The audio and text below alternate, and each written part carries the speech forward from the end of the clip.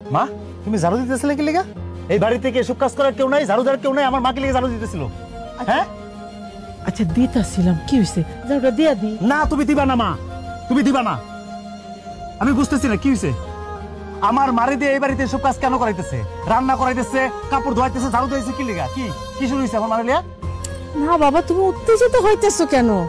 আজকে সত্যি সকাল থেকে আমার শরীরটা খুব খারাপ, তাই কইছি যে আপা একটু যদি ঠান্ডা ঝাড় দেন। এইটুকি বলছি, তাই তো তুমি এত রাগ করতেছো? আপনি একটু চুপ থাকেন। লজ্জা করে না আপনি এসব কথা কইতে? কিসে লজ্জা লাগবো? তোমার আর তোমার মারে আমার আব্বাই বসে বসে খাইবো কেন? আমার মা কি ভিখারি যেসব কাজের বিনিময়ে তোমাদের বাড়িতে থাকতে হইব? তোমরা বলছিলা দেখে আমার মারে আমি আমার বাড়ি থেকে এখানে নিয়ে আইছিলাম। তোমাদের ভিতরে এই আছিল? এইখানে আমার মারে আইন এরকম অপমান করবা যে আমি আমার জীবন আমার মারে নিয়ে যেতাম না। শান্ত হ। না মা, এই বাড়িতে আর এক মুহূর্ত না মা। আমি নিজের চোখে যেটা দেখছি এটা আর কোনোদিন হইতে দিব না। আমি এখানে এই মুহূর্তে আমার লগে তুমি আমার বাড়ি যাবা। আরে চলো তুমি আমার লগে আমার বাড়িতে চলো, আসো। না রূপা, কোথাও যাব না। তুমি ঘর জামাই হিসেবে থাকবা বলা তোমার জামাই হিসেবে আমরা মাইনা নিছি, কিন্তু তাই বলে রূপাকে আমি তোমার সাথে দিব না। তুমি যদি যাও চলে যাও, কিন্তু আমার মেয়ে যাইবো না, বাস শেষ কথা। আমার বউরে আমি নিয়ে যাবো, যদি কার ক্ষমতা থেকে আসুক আমার সামনে, তার একদিন কি আমার একদিন। যাবো না, আমি কোথাও যাবো না। কি করবা? মাইরা ফেলবা? মাইরা ফেলবা তুমি আমারে? মাইরা ফেলো, তাও আমি তোমার লগে কোথাও যাবো না। একদম ঠিক কথা বলছে রূপা। রূপা তো তোমার লগে যাইবো না। অবশ্য তুমি যদি চাও তাহলে এখনো এখানে মানে এই বাড়িতেই ঘর জামাই হিসেবে থাকতে পারো, কিন্তু তোমার মা এই বাড়িতে থাকতে পারবে। তুমি যদি তোমার মারে ছাড়া আমার মেয়ে রূপার সাথে সংসার করতে চাও, করতে পারো। আমার বাড়িতে ঘর জামাই হিসেবে থাকতেও পারো, আমাদের কোনো সমস্যা নাই। ও আর একটা কথা, তোমার মাকেও তুমি সাথে রাখতে পারো, কিন্তু ওই যে ঠিক এখন তোমার মা যেভাবে আছে, যেভাবে কাজ কাম করতেছে, ঠিক এইভাবেই করতে হবে। এখন ভাইবা দেখো তুমি কি সিদ্ধান্ত নিবা।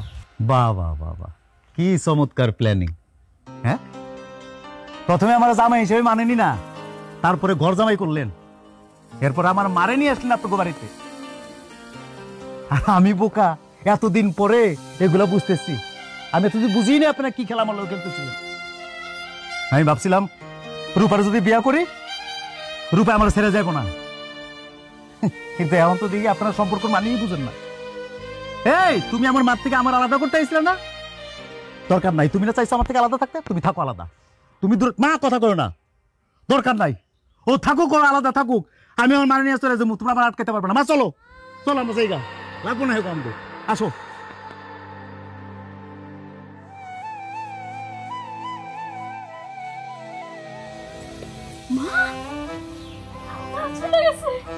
আমি আমার বান্ধবীর খবরটা দিয়ে আসি।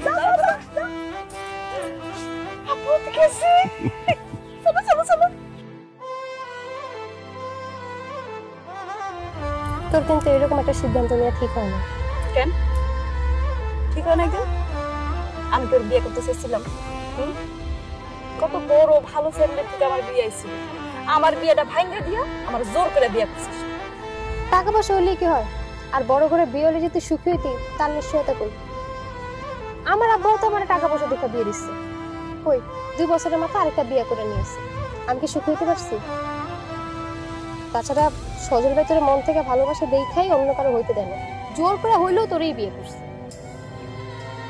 তুই তো সজল ভাইয়ের ধোকা দিছিস, দিয়ে আবার আরেকজনের বিয়ে করতে গেছিস। আচ্ছা একটা জিনিস ভাবতো, তোর যার লগে বিয়া ঠিক হয়েছে তুই তোর চিনতিও না। যদি মানুষটা খারাপ হতো, যদি নেশা করতো, বা আমার জামাইয়ের মধ্যে আরেকটা বিয়ে করে নিত, তখন তুই কি করতি? সজল ভাই তোর জন্য ঘর জামাই থাকতে রাজি হয়েছে। এখন সময় আছে, তুই না সজল ভাইয়ের কাছে ফিরে যা। ওনার মতো ভালো মানুষ আর পাবি না।